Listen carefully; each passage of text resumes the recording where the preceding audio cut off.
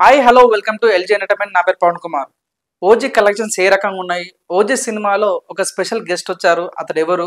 OG సినిమాలో ఒక song వేయడం జరిగింది, పవన్ కళ్యాణ్ సాంగ్. ఆ సాంగ్ ఏంటి?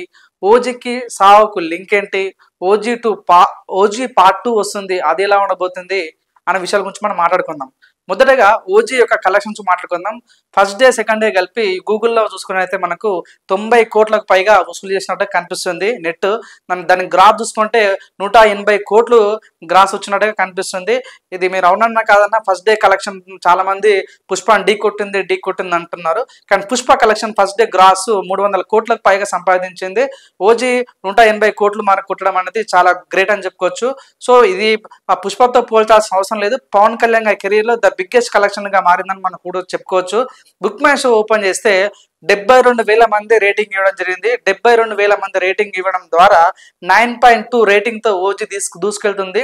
ఇది రీసెంట్ గా వచ్చినటువంటి హనుమాన్ సినిమా, రీసెంట్ వచ్చిన మిరాయ్ సినిమా, రీసెంట్ వచ్చిన కలికి సినిమాకి వచ్చినటువంటి రేటింగ్ రావడం అంటే అది దీన్ని బట్టి చెప్పుకోవచ్చు OG super block buster hit అని కూడా చెప్పుకోవచ్చు. ఇది ఓజీ యొక్క కలెక్షన్స్. ఓజీ నిజంగానే పుష్పని ఢీ కొట్టుద్దా, పుష్ప రికార్డులను లేపేస్తుందా లేదా అనేది కూడా కామెంట్ చేయండి. ఓజీ కలెక్షన్స్ ఏ రకంగా ఉండబోతుంది అనేది కూడా కామెంట్ చేయండి. మీరు ఓజీ సినిమా చూసారా లేదా కూడా కామెంట్ చేయండి. ఓజీ సినిమాలో ఒక స్పెషల్ గెస్ట్ వచ్చాడని చెప్పాను కదా ఇందాక. ఆ గెస్ట్ ఎవరంటే అంటే మీరు ఊహించరు, ఈ గెస్ట్ నిజంగా సినిమాలో వచ్చాడా అంటే మీరు అందరూ షాక్ అవుతారు. మనం చూసాం రీసెంట్ గా ఎనిమల్ సినిమాలో ఒక వ్యక్తి వచ్చి గన్స్ చూపించి గన్స్ యొక్క గొప్పతనం ఇది అని చెప్తుంటాడు. కేజీఎఫ్ సినిమాలో కూడా ఇది పెద్దమ్మ తల్లి గన్ అని ఆ గన్ అని చెప్తుంటారు.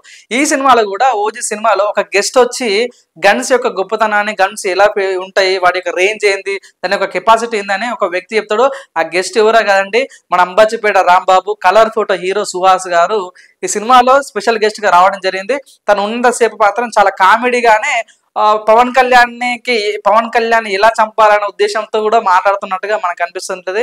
ఇంకోటి ఏంటంటే మనం మాట్లాడిన పాయింట్ 3 అంతే, ఓజీకి సాహోకి లింక్ ఉందా అంటే అవును, లింక్ కనిపిస్తున్నది. మనం చూసుకున్నట్టయితే సాహోలో ఏదైతే ఉన్నదో ఈ సినిమాలు కూడా సాహోకు లింక్ గా, ఎందుకంటే సాహో సినిమా డైరెక్టర్ సుజిత్ కాబట్టి, ఓజీ సినిమా డైరెక్టర్ సుజిత్ కాబట్టి రెండు కూడా లింక్ అనేది మనకు కనిపిస్తుంటది. వారణాసి అనే సిటీ కోసం కూడా మాట్లాడుతున్నట్టుగా మనకు కనిపిస్తుంటది. మేబీ ఉండొచ్చు ఛాన్స్, ఎందుకంటే ఓజీ పెద్ద గ్యాంగ్, యూనివర్సల్ గ్యాంగ్స్టర్ కాబట్టి తను ప్రభాస్ని ఎలా కలుసుకున్నాడు అనే పాయింట్ మీద మేబీ తీసే ఛాన్స్ అయితే కనిపిస్తుంది. అది ఉంటుందా లేదా అనేది సుజిత్కి తెలియాల్సిన అవసరత ఉంది.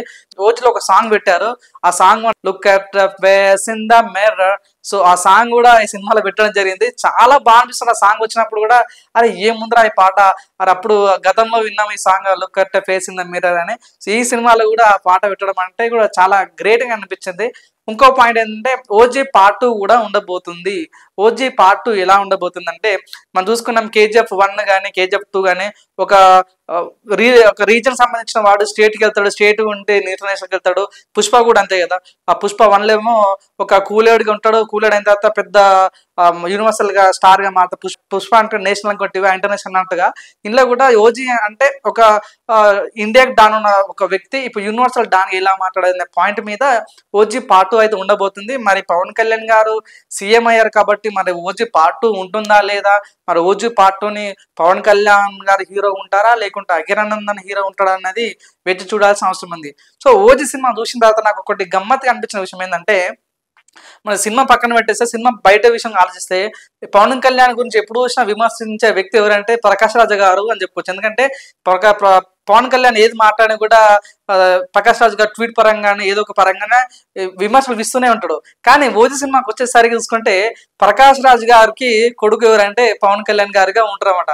సో పవన్ కళ్యాణ్ గారు తండ్రిగా ప్రకాష్ రాజ్ ఉండడం, అద్దనవదలంగా బాండింగ్ కూడా చాలా గ్రేట్ గా అనిపిస్తుంది.